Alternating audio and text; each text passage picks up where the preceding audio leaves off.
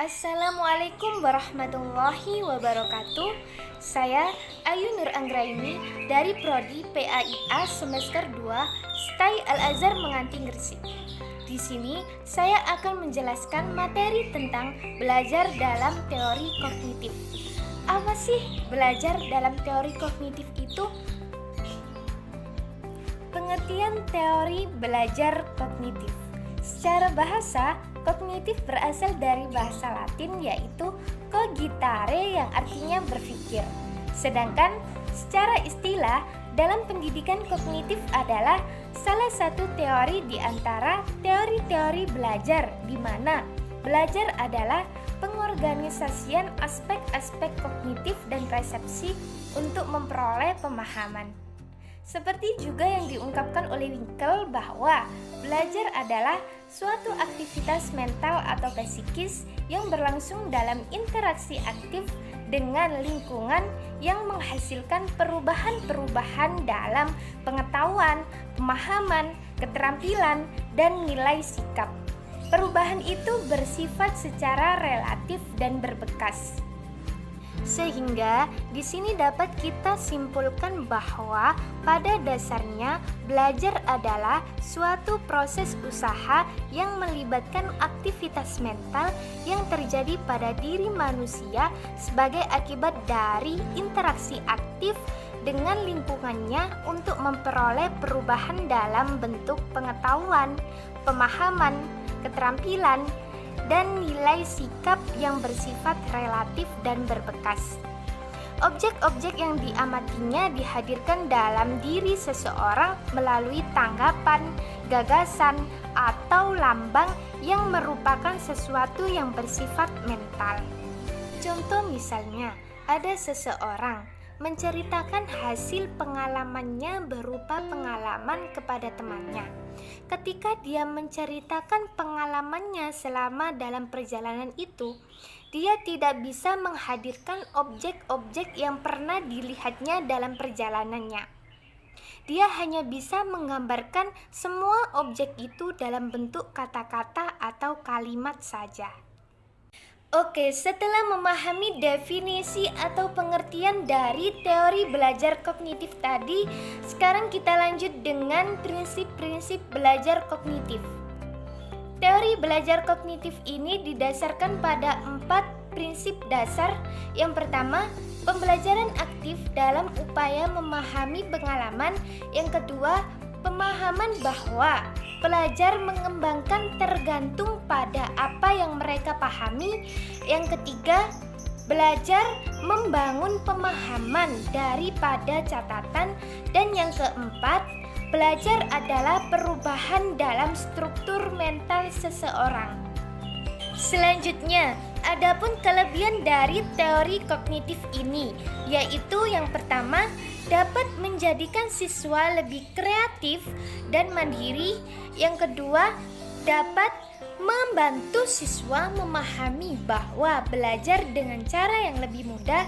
Yang ketiga, dapat meningkatkan motivasi siswa. Yang keempat, dapat meningkatkan kemampuan siswa untuk memecahkan masalah. Yang kelima, dapat membantu guru untuk memahami siswanya lebih dalam lagi atau memahami siswa secara individu sehingga dapat mengembangkan kemampuan siswa itu. Dan yang keenam, dapat mempelajari materi pembelajaran yang rumit untuk memecahkan dan untuk menciptakan kreasi atau ide-ide yang baru. Kebalikan dari kelebihan, yaitu kelemahan. Kelemahan dari teori belajar kognitif ini adalah yang pertama, teori ini dianggap lebih dekat pada psikologi belajar daripada teori belajar, sehingga dalam proses belajar menjadi tidak mudah.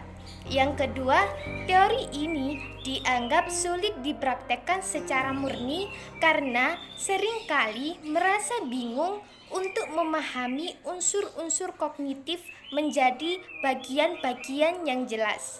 Yang ketiga, teori ini tidak menyeluruh untuk semua tingkat pendidikan.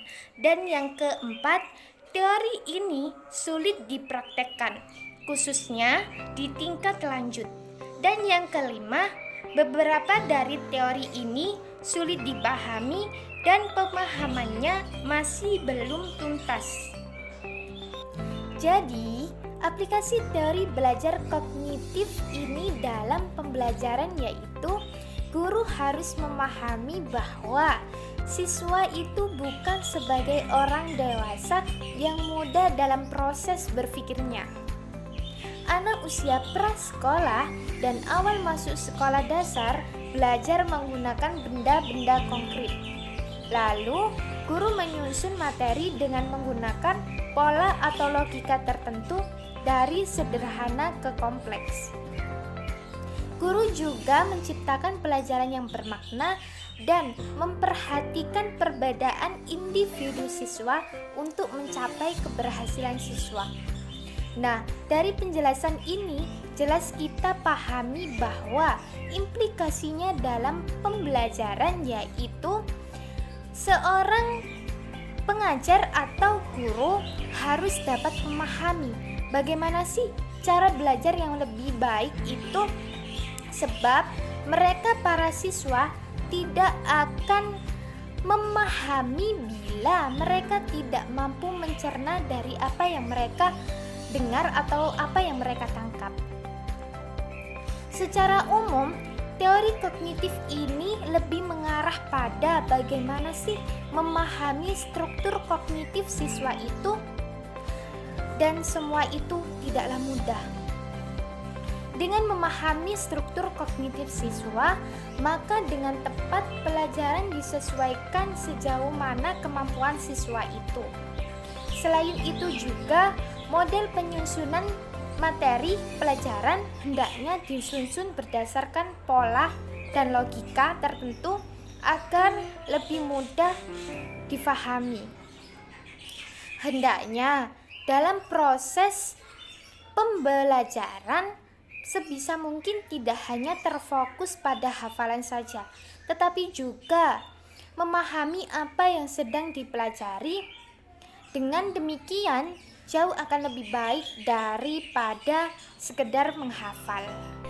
Oke, saya anggap cukup ya penjelasan saya tentang belajar dalam teori kognitif ini.